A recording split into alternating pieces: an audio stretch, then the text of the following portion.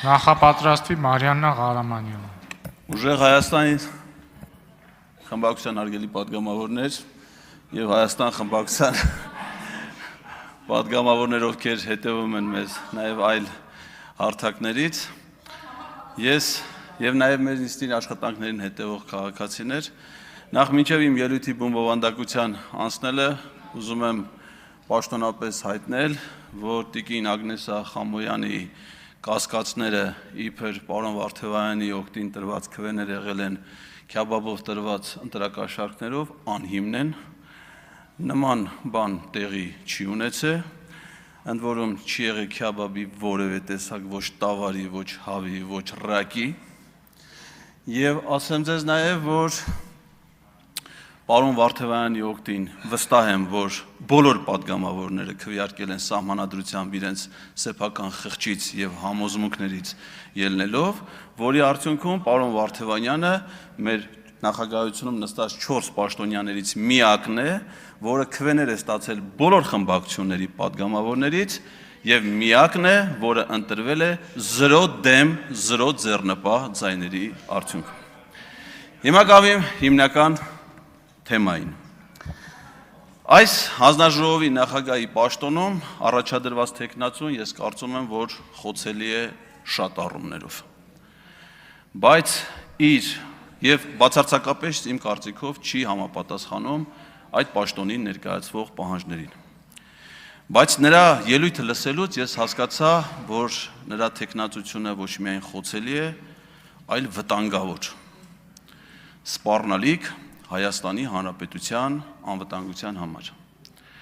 Եվ եթե նա միայն մենակ լիներ իր այդ կարծիքի հետ, կարող ենք մտածել, որ դա անհատական սպառնալիք է։ Բայց քանի որ նրա ներկայացրած մոտեցումները համընկնում են նաև Հայաստանի վարչապետի, կառավարության շատ, կարելի ասել բոլոր պաշտոնյաների, մեծ թվով պատգամավորների տեսակետների հետ, այս սպառնալիքը դառնում է չափազանց տեսանելի եւ վտանգավոր մեր պետականության համար։ Ինչու՞մ է այդ սպառնալիքը։ Տիկին Ջուլհակյանը ասաց, նախինքն գրկված է նոր սահմանադրության մշակման հանձնաժողովում, որի սկզբանե սահմանադրության փոփոխությունների հանձնաժողով պետք է լիներ։ Նախ հասկանալի չի, թե օրենսդիր իշխանության ներկայացուցիչը ինչի է ընդգրկված վարչապետի որոշումով ստեղծված գործադիր իշխանության մարմնի աշխատանքներին, երբ որ գործադիրը կարող էր այդ ֆունկցիան իրականացնել եւ բերել պարլամենտ եւ ինքը իր մոտեցումները, տեսակետները հայտնել պարլամենտում։ Սա մի վիճահարույց, էլ չասեմ անձնական սուբյեկտիվ գործոններ, որ ինքը աշխատել է իրավունքի Եվրոպա կազմակերպությունում, որի նախագահը այդ հանձնաժողովի անդամ է, նրա կինը, որը հիմա է ղեկավարում այդ կազմակերպությունը, այդ հանձնաժողովում փորձագիտական խմբի անդամ է եղել եւ այլն, շարունակեմ չհասնեմ ՍԴ, դատվում եմ դրա համար։ Հիմա գանք բովանդակությանը։ Նա պատասխանելով Տիկին Գրիգորյանի հարցին ասաց, որ նախագիծը, որ այս պահին քննարկում է հանձնաժողովում, չունի հղում Հայաստանի անկախության հռչակագրին։ Ինչ է սա նշանակում, որ անգամ եթե կա նման մտադրություն, սա սպառնալիք է պետության գոյության համար։ Մեր մարմինը, որտեղ մենք ներկայացված ենք որպես պատգամավորներ, մենք կոչվում ենք Հայաստանի Հանրապետության ազգային ժողովի պատգամավորներ։ Հայաստանի Հանրապետությունը դա վերացական հասկացություն չի։ Դա պետական կազմավորում է, որը ստեղծվել է 1990 թվականի օգոստոսի 23-ի անկախության հռչակագրով։ Մեր պետությունը Հայաստանի Հանրապետություն կրճատ Հայաստան անվանումը ստացել է այդ փաստաթղթով։ Եվ անկախության հռչակագրի 12-րդ կետն ասում է, որ այս սույն հռչակագիրը հիմք է հանդիսանում Հայաստանի Հանրապետության նոր սահմանադրության ընդունման կամ սահմանադրության մեջ փոփոխություններ կատարելու, օրենսդրության կատարելագործման կամ պետական մարմինների գործունեության համար։ Այսինքն ուզում է սահմանադրությունը նոր ընդունվի, թե փոփոխվի, ուզում է դա արվեր 95 թվականին, թե 2026-ին, դա չի կարող հղում չպարունակել Հայաստանի անկախության հռչակագրին։ Որ պահին, որ դա տեղի ունեցավ, նշանակում է Հայաստանի Հանրապետություն անվանումով պետությունը վերանում է։ Հասկանում եք վտանգը ինչու՞մ է։ Ես ձեզ հիմա զգուշացնում եմ մեկ այլ կարևոր փաստի մասին։ Ադրբեջանում միամիտ չեն։ Նրանք շատ լուրջ են վերաբերվում այս ամեն ինչին։ Նայեք, օգոստոսի 8-ին Վաշինգտոնում նախաստորագրված խաղաղության համաձայնագիրը։ Այդ համաձայնագիրը ստորագրելուց անմիջապես հետո Ադրբեջանի նախագահը հայտարարեց եւ մինչ օրս հայտարարում է, որ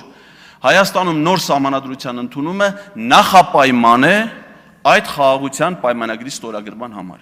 Եվ ասաց, որ դա Հայաստանի տնային աշխատանքն է, երբ որ այդ աշխատանքը կկատարեն, այդ փոփոխությունը կլինի, նոր կստորագրվի պայմանագիր։ Այսինքն նախաստորագրված պայմանագիրը, որը միջազգային պայմանագրերի մասին Հայաստանի Հանրապետության օրենքով չունի բացարձակապես ոչ մի իրավաբանական արժեք ու նշանակություն, այլ ընդամենը սահմանում է ընդհանուր նորմեր հետագա բանակցությունների եւ փաստաթղթի վերջնականացման համար։ Սա դարձրել է քաղաքացիական պայմանագիր կուսակցությունը շապիկի գրառում, խաղաղություն, որը ներկայացվել է մեր ժողովրդին, ակնհայտ սուտ, որտեղ չկա նման խաղաղություն, չկա նման պայմանագիր, բայց կա նախապայման։ Եվ որն է վտանգը, որ եթե Հայաստանը կատարի այդ նախապայմանը, իսկ հանձնաժողովի անդամ ասում է, որ իրանք պատրաստ են կատարելու այդ նախապայմանը, ապա ինչ է ասելու Իլհամ Ալիևը այդ նախապայմանը կատարելուց հետո։ Շատ պարզ մի բան։ Այն պետության արտաքին գործերի նախարար Արարատ Միրզոյանը, ով որ 2025 թվականին ստորագրել է, նախաստորագրել է այդ փաստաթուղթը, այդ պետությունը այլևս գոյություն չունի։ Հետևաբար նրա հետ այլևս ոչ մի նոր պայմանագիր կնքելու անհրաժեշտություն չկա։ Իսկ ինչ է լինում, երբ որ հայկական պետական կազմավորումը վերանում է, մենք այս իշխանությունների գործողությունների հետևանքով իրենց պաշտոնավարման շրջանում տեսել ենք 2023 թվականին, երբ վերացավ փաստացի Արցախի Հանրապետություն պետական կազմավորումը։ Ինչ եղավ դրանից հետո, այդ տարածքների վրա հաստատվեց ադրբեջանական իշխանություն եւ բռնի տեղահանվեց այնտեղ բնակվող ողջ հայ բնակչությունը բացառապես էթնիկ պատկանելիության ձգտումով։ Նույն վտանգը սպառնում է մեր պետությանը։ Եթե դուք համաձայնեք ադրբեջանական այդ պայմանին եւ վերացնեք անկախության հռչակագիրը, որի մի փորձը կատարվեց 24 թվականին Հայաստանի եւ Ադրբեջանի սահմանային հանձնաժողովների կանոնակարգի վավերացման գործընթացում, ինչ Ադրբեջանին չգոհացրեց, ասաց, ոչ, չեք խափի դուք մեզ սահմանադրական դատանի որոշմամբ կամ ազգային ժողովի կողմից վավերացման, որի դեպ հայելային իրենց կողմից չի արվել ոչ մեկը։ Ադրբեջանի ՍԴՆ դա չի քննարկել, Ադրբեջանի խորհրդարան դա չի վավերացրել, միայն նախագահն է վավերացրել եւ հրապարակել, ինչը պետք է արվեր նաեւ ստեղ, որտեղ մեր սահմանադրությամբ էլ ասում է, վավերացման ոչ ենթակա միջազգային պայմանագրերը ստորագրում եւ հրապարակում է հանրապետության նախագահը։ Այնտեղ դա է արվել, ստեղ էլ պիտի դա արվեր, Հրայր Թոմասյանի հատուկ կարծիք։ Եվ ինչ պիտի արվեր, ինչը արվելու, պետականությունը վերանալու է եւ այստեղ հաստատվելու է ադրբեջանական իշխանությունը։ Ադրբեջանցիները արդեն որոշել են այդ պետության անունը, դա իրենք անվանում են Արևմտյան Ադրբեջանի Հանրապետություն։ Ես խնդրում եմ ձեզ, զգույշ եղեք, խնդրում եմ, սա նաեւ ձեր անվտանգության խնդիրն է։ Այսպիսի մի գեղեցիկ ազգային ժողովի շենք կար նաև ազգային Արցախում, Ստեփանակերտում։ Դուք ինքներդ եք այցելել այնտեղ, հպարտությամբ լուսանկարներ հրապարակել ձեր սիրելի Արցախից։ Հիմա դուք դրա հնարավորությունը չունեք։ Վտանգ կա, որ չեք ունենալու նաև այստեղ։ Սա խաղ չի։ Պետության ճակատագիրը խաղ չի։ Ադրբեջանը բարեկամաբար տրամադրված չի մեր պետության հանդեպ։ Նրանք շարունակում են թշնամաբար տրամադրվել մեր երկրի հանդեպ։ Թուրքիան Հայաստանի հետ բարեդրացիական հարաբերություններ հաստատելու մտադրություն չունի։ Թուրքիայի իրական մտադրության մասին խոսել է Հայաստանի վարչապետ Նիկոլ Փաշինյանը 20 թվականի պատերազմի ժամանակ։ Երբ որ ասել է, որ սա միայն մեր պատերազմը չի Ադրբեջանի հետ, սա մեր պատերազմն է նաև Թուրքիայի հետ, Թուրքիան ցանկանում է վերադառնալ այս տարածաշրջան եւ իրականացնել իր 100-ամյա մտադրությունը, բնաջնջել հայ ժողովրդին եւ վերացնել հայկական պետականությունը։ Բառացի չեմ ցիտում, բայց խոսքերի իմաստը դա էր։ Ես կարծում եմ, որ այդ պատերազմի պահին, որտեղ կար նաև հուզմունք, որտեղ կար նաև պրագմատիկ որոշակի դատողություններ, հավանաբար Նիկոլ Փաշինյանը չէր սխալվում։ Ես կարծում եմ, որ առիթ չունեմ մտածելու, որ Թուրքիան եւ Ադրբեջանը փոխել են իրենց մտադրությունը։ Սպառնալիք է ձեր պաշտոնավարումը մեր պետության համար։ Մարիաննա Ղարամանյան, նախապատրաստի Վիլեն Գաբրիելյանը։